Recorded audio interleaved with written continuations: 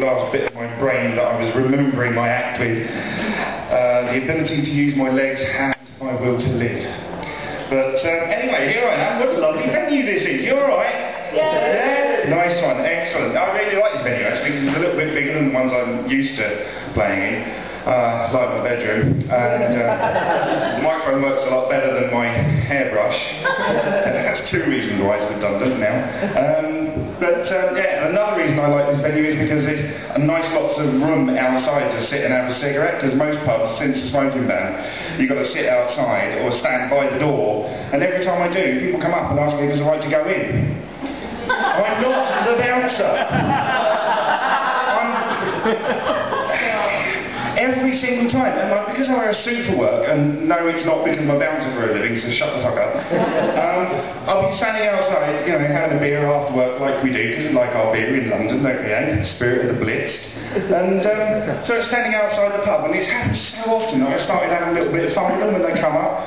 Is it alright to go in? I'll give the usual bouncer line first. You know, if you're not down, you're not coming in. They just look at me.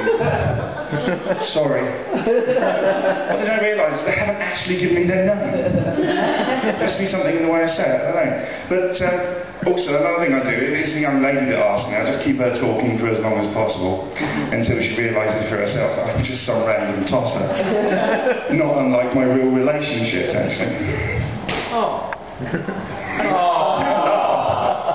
It's a joke, man. I'm having a laugh. But yeah, and I'm thinking I'm going to build up the courage to next time it happens and someone asks me, is it alright to go in? I'm building up the testicular fortitude to go just, yeah, fire. I reckon during the course of one cigarette I could probably make 25, 30 quid. Nip off to the pub up the road and spend it. Do that in pubs all around the West End of the night. I'm going to get slaughtered. Especially if they catch me. But there was a fellow actually, seriously enough, there was a bloke who did something really similar. He hired himself a security guard's uniform from a fancy dress shop. And he stood outside a bank by the night safe, put a out of order sign on it, had a strong box. And as the local businesses were cashing up at the end of the day, they were coming along, saw the sign, saw the uniform, handed over the money. No questions asked. He did that for an hour. £15,000 later, swear to God, he got away with 15 grand. But, silly fucker got caught the next morning taking the uniform back to the fucking shop.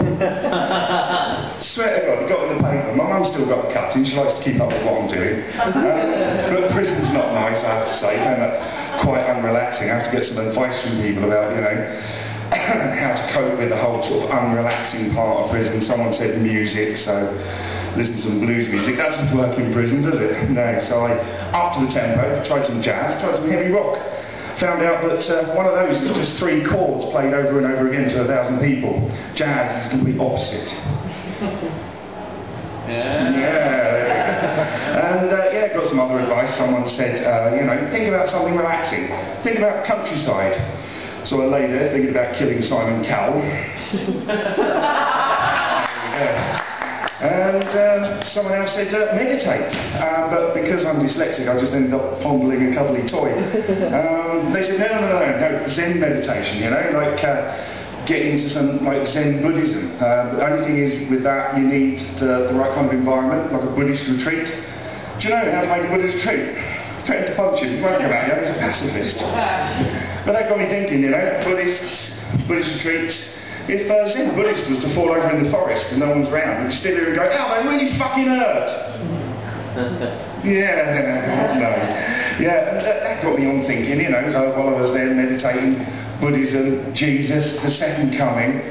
What's that all about? See, the main problem with the second coming is you haven't got any track record, have you? You've only been there once. You haven't really set any precedent. The first time could have just been a fluke. Up till now, it's all conjecture. Now, if you have been here before, fine, you know, you've got a little bit previous, got a bit of, you know, got a bit of background to you. People would be worried you might pop in, all unannounced, like some sort of spiritual, I'm forgetting my line, sorry about this. Yeah, this is really great. Tell you what, I'm going to fuck that new material and go straight onto the old stuff while I finish. I come from Hemel-Hempstead, ladies and gentlemen. Yay! Hemel-Hempstead. Yeah, it used to be called Hemel-Hempstead. Stansted, but just recently they've taken the H off the front and just started calling it Emil. Want to make something of it for short. It's a lovely little town. It's the sort of town where just recently there was a lady got nicked for trying to do her shopping on a horse. Swear to God, she was pissed as a fuck, trying to get into a Tesco's Metro on a horse. Security guard, he says, you know, you're all right, but you're going to have to leave your horse outside. She went all at him like she's got a black belt in body language. Excuse me, I'm not allowed to do that into the microphone, as I've just learned. He said, no, you're going to have to leave your horse outside, tie it up somewhere. And she was like, well, where? He said, well, what about the bike rack?